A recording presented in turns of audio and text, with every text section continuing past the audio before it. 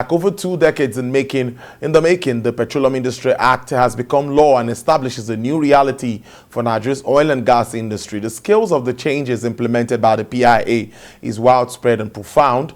It is a root and branch overall of the administrative, regulatory, and fiscal regime, as well as key petroleum institutions. As part of the implementation of the provisions of the Petroleum Industry Act, federal government has also scrapped the Department of Petroleum Resources, Petroleum Products Pricing Regulatory Agency, and the Petroleum Equalization Fund, replacing them with the Upstream Regulatory Commission and Nigerian Midstream and Downstream Petroleum Regulatory Authority. With this development in place, these regulatory authorities will now be responsible for the technical and commercial regulations of the midstream and downstream petroleum operations in the petroleum industry, as provided under Section 29, subsection 3 of the Act.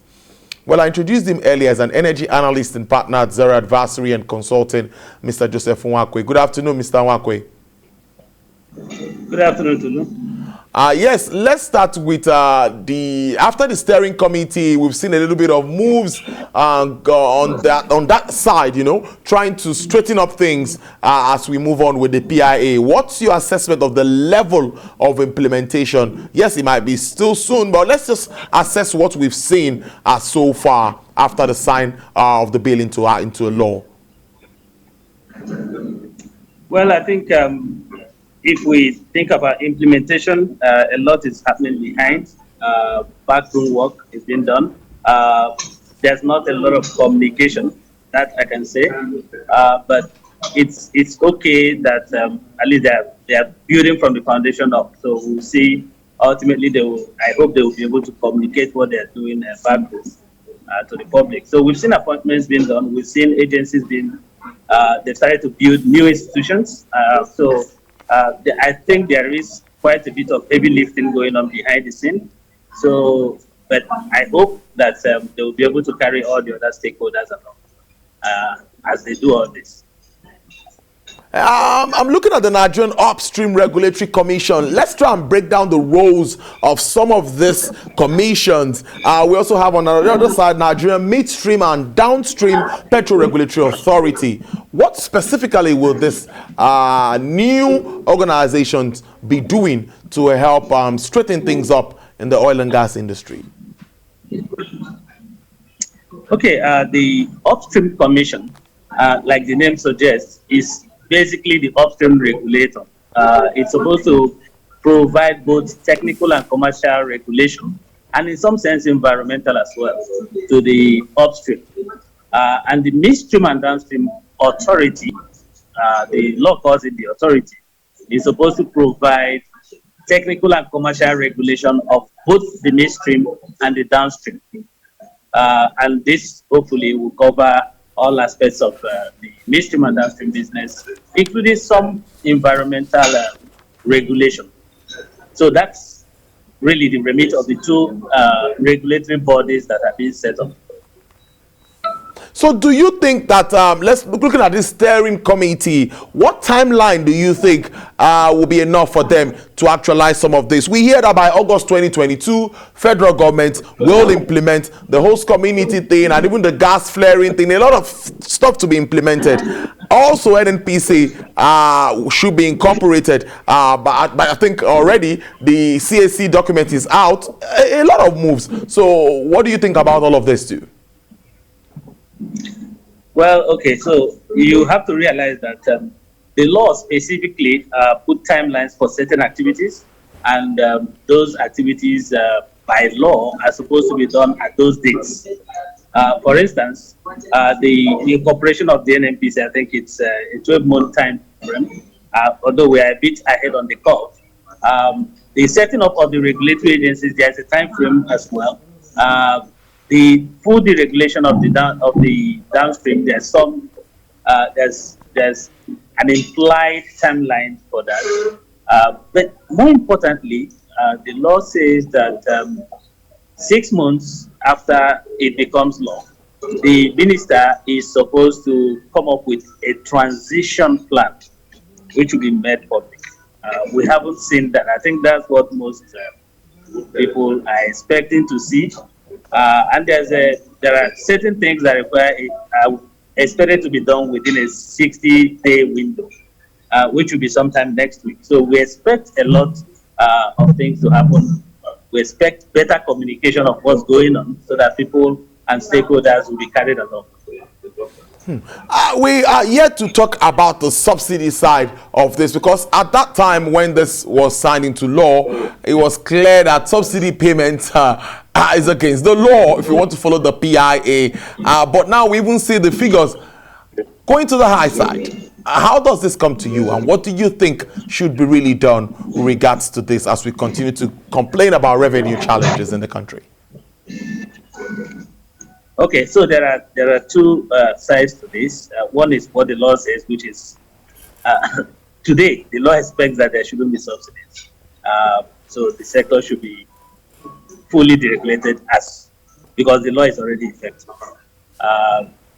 However, we do know that there are issues that needs to be worked to make sure that we have a hitch-free implementation of the law. So the expectation is that the minister is working those issues with all the stakeholders, labor unions, and every other party, the organized private sector, to ensure that when we do say, oh, this is a deregulated market, that there are no hiccups.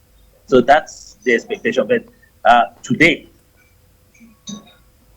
as far as the law goes, we have a deregulated downstream. So moving forward, the PIA ultimately is to attract investment, which we've talked about times without number. I like to ask this way: when do we start to reap the fruits of this very beautiful document? When do we expect this to start trickling in? Well, we'll start to get the benefits when we start seeing the investments coming. We expect significant investments in the upstream, the midstream, and to some degree the downstream.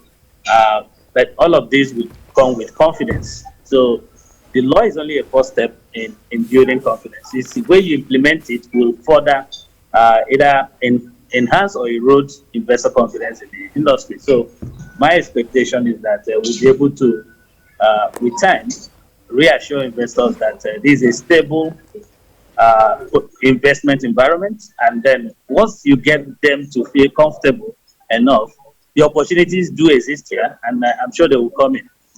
But again, like I said, the law in itself will not bring investors. It is how it is implemented that will help build confidence in the investment community.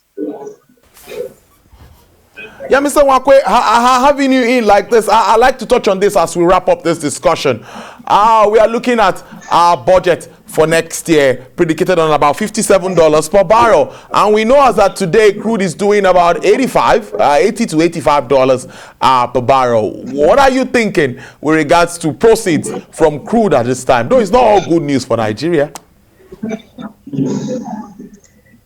Okay, so the benchmark number that is used as far as budgeting goes really is going to become meaningless. And the reason I say that is the PIA says that once oil price exceeds $50, the excess will be swept automatically, which is what we call the royalty by price. The excess savings above $50 this year will be sent to the Sovereign Wealth Investment Authority. So I think that for budget purposes, the price has been set by law. So it's going to be a $50 for this year, and it will be adjusted in time for inflation. But technically, there's no need for a benchmark anymore. There's no need for a benchmark anymore. So what about this time? Is it not good to start for those producing shale oil? Don't you think this looks like a very good time for them as the price of crude continues to go higher? What do you think? Is that not a threat to our crude oil? Well, in the near term, no, it won't be a threat. Remember that the post-COVID economies are recovering. Right now, demand far outstrips supply. So most of those shale plays are coming in. They are restarting operations at these prices. They are coming in.